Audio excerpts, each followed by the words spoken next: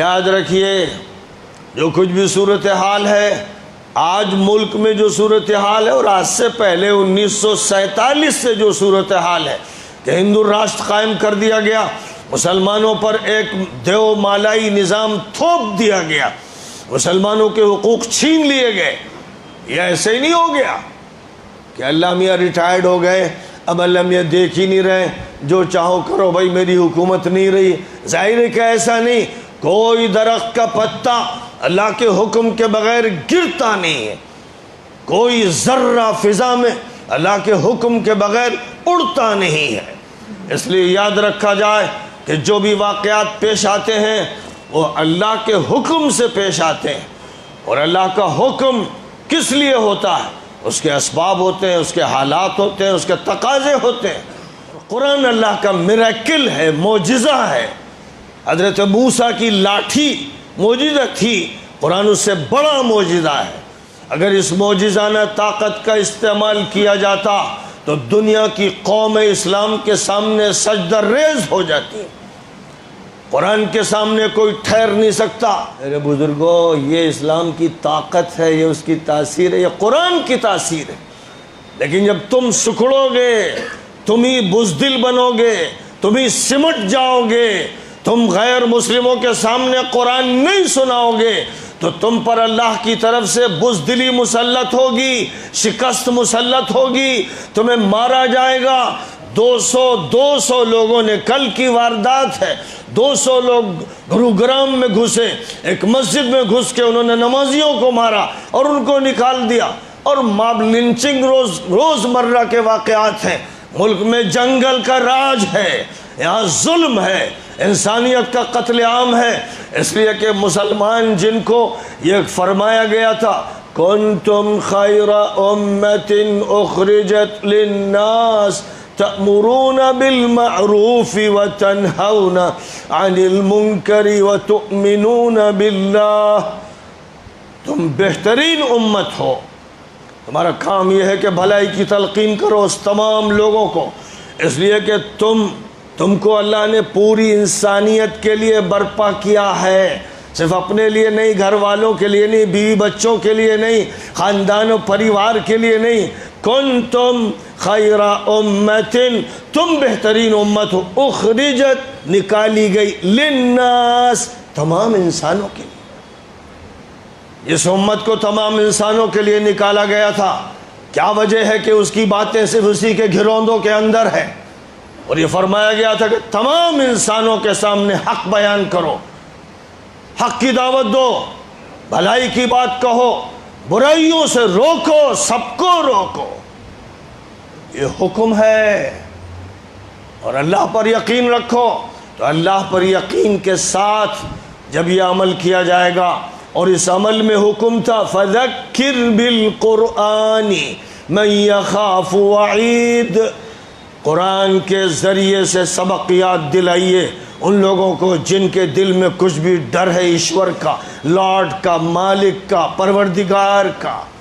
ان کے دلوں میں کچھ بھی احساس ہے، ضمیر زندہ ہے، وہ جانور اور کیڑے مکوڑے نہیں بن گئے ہیں۔ ان کے سامنے قرآن پیش کیجئے، نبی کو حکم دیا گیا۔ یہی وہ قرآن ہے جس کے ذریعے سے مکہ مکرمہ میں فتح ہوتی چلی گئی، لوگ ٹوٹ ٹوٹ کر آتے گئے،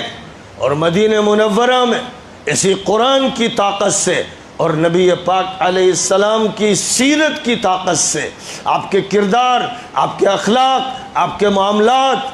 اور آپ کی حدیث اور آپ کے قانون، یہ ساری وہ چیزیں تھیں جن سے دل کھلتے چلے جا رہے تھے، ذہن قبول کرتے چلے جا رہے تھے، دوسرے حلقے ٹوٹتے چلے جا رہے تھے، حلقہ اسلام وسیع ہوتا چلا جا رہا تھا۔ یہ وہ بات تھی جو ہو رہی تھی۔ اگر چاہتے ہو کہ فتح حاصل ہو، اگر چاہتے ہو کہ جہاں بھی رہتے ہو، جس ملک میں، ملک کے جس صوبے میں، جس صوبے کے شہر میں یا گاؤں میں، اگر چاہتے ہو کہ حق کا بول بالا ہو، اگر چاہتے ہو کہ اللہ کا نام بلند ہو، اگر چاہتے ہو کہ نبی پاک کا نظام جاری ہو، اگر چاہتے ہو کہ تمہارے قدموں کو ثبات حاصل ہو، اگر چاہتے ہو کہ زندگی میں استقامت نصیب ہو، اگر چاہتے ہو کہ موت کلمہ لا الہ الا اللہ پر آئے، اگر چاہتے ہو کہ نسلیں نہ تباہ ہوں، اگر چاہتے ہو کہ ارتداد نہ پھیلے، اگر چاہتے ہو کہ تمہاری لڑکیاں بے حجاب نہ ہو، اگر چاہتے ہو کہ تمہارے نوجوان دوبارہ نوجوان صحابہ کرام کے کردار کو دوہرا دیں، اگر چاہتے ہو تو پھر قرآن پاک کو سب کو سناؤ، نبی کا تعارف سب سے کراؤ، بے خوف و خطر ہو کر کراؤ، کیونکہ اللہ والے کسی سے ڈرتے نہیں، نہ کسی سے امید لگاتے ہیں۔ قرآن کہتا ہے الا ان اولیاء اللہ لا خوف علیہم ولا هم يحزنون۔ اے لوگوں سن لو کہ جو اللہ کے ولی ہوتے ہیں، جو اللہ والے ہوتے ہیں، جو ربانی ہوتے ہیں، جو اللہ سے تعلق رکھتے ہیں، جو اللہ سے محبت کرتے ہیں، اللہ پر اعتماد کرتے ہیں، توکل اللہ پر کرتے ہیں، کوئی خوف نہیں ہوتا ان کو، کوئی رنج و غم نہیں ہوتا، وہ نہ بکتے ہیں نہ ڈرتے ہیں، کیونکہ ان کا تعلق اللہ سے قائم رہتا ہے، اور جو اللہ کے ساتھ تعلق رکھتا ہے اسے اللہ بہادری دیتا ہے، ہمت دیتا ہے، قوت دیتا ہے، شوکت دیتا ہے۔ اس کو سمجھنے کے لیے بس یہ یاد رکھیے کہ نبی پاک علیہ السلام نے فرمایا تھا اپنی امت کے لوگوں سے کہ جو بھی جمعے کے دن سورۃ الکہف پڑھے گا، سمجھے گا، تدبر کرے گا، صرف ایسے نہیں کہ رٹ لے، جو بھی یہ کرے گا دجال کے فتنے سے وہ محفوظ رہے گا۔ یہ نبی پاک علیہ السلام کی حدیث ہے، سب کو معلوم بھی ہے۔ تو کیا ہے سورۃ الکہف میں جس کی وجہ سے یہ ہوگا؟ الکہف کے معنی غار کے ہیں، اور یہ وہ غار ہے جس میں 7 نوجوانوں نے اللہ کے حکم سے پناہ لی تھی، اور اللہ نے ان پر نیند طاری کی تھی اور ان کا تحفظ فرمایا تھا۔ لیکن یہ 7 نوجوان کون تھے؟ بڑی تفصیلات ہیں، یہ 7 سلیپرز کی حیثیت سے ببلیکل لٹریچر میں ذکر کیے گئے ہیں، ان کا تذکرہ موجود ہے، عیسائی لٹریچر میں بھی موجود ہے، یہودی لٹریچر میں بھی موجود ہے۔ دنیا کی تاریخ جنہوں نے محفوظ رکھی ہے وہ جانتے ہیں کہ وہ 7 سلیپرز کون تھے۔ رومن امپائر میں جس زمانے میں کفر اور شرک کی حکومت تھی وہ دندنا رہی تھی، اور وہ یہ کہتی تھی عیسیٰ مسیح کو ماننے والوں سے، عیسیٰ مسیح کو ماننے والوں سے کہ یہ مانو کہ ٹرینٹی ہے، تثلیث ہے، 3 ہے، خدا ہے، روح القدس ہے اور جیسس دی کرائسٹ ہے۔ جو یہ باتیں کرتے تھے ان کے مقابلے میں وہ نوجوان کھڑے ہوئے، بس مختصر سی بات، انہم فتیۃ آمنوا بربہم وزدناہم ہدی۔ وہ چند نوجوان تھے جو اپنے اللہ پر ایمان لائے، رب پر ایمان لائے، اور ہم نے ان کی ہدایت میں اضافہ کیا۔ وَرَبَطْنَا عَلَىٰ قُلُوبِهِمْ إِذْ قَامُوا، اور ہم نے ان کے دلوں کو مضبوطی عطا کر دی جب وہ کھڑے ہوئے۔ وَقَالُوا رَبُّنَا رَبُّ السَّمَاوَاتِ وَالْأَرْضِ، اور انہوں نے اعلان کیا رومن امپائر کے سامنے، پولیس کے سامنے، طاقت والوں کے سامنے کہ ہمارا رب وہ ہے جو آسمانوں اور زمین کا رب ہے۔ لَن نَدْعُوَ مِن دُونِهِ إِلَٰهًا، ہم اس کے علاوہ کسی کو خدا نہیں مانتے، دیوتا نہیں مانتے، دیوی نہیں مانتے۔ اگر ہم ایسا کریں تو یہ ظلم ہوگا۔ یہ بات اللہ نے فرمائی کہ یہ 7 نوجوان تھے جو وقت کی سپر پاور سے ٹکرا گئے، انہوں نے کوئی خوف دل میں نہیں رکھا۔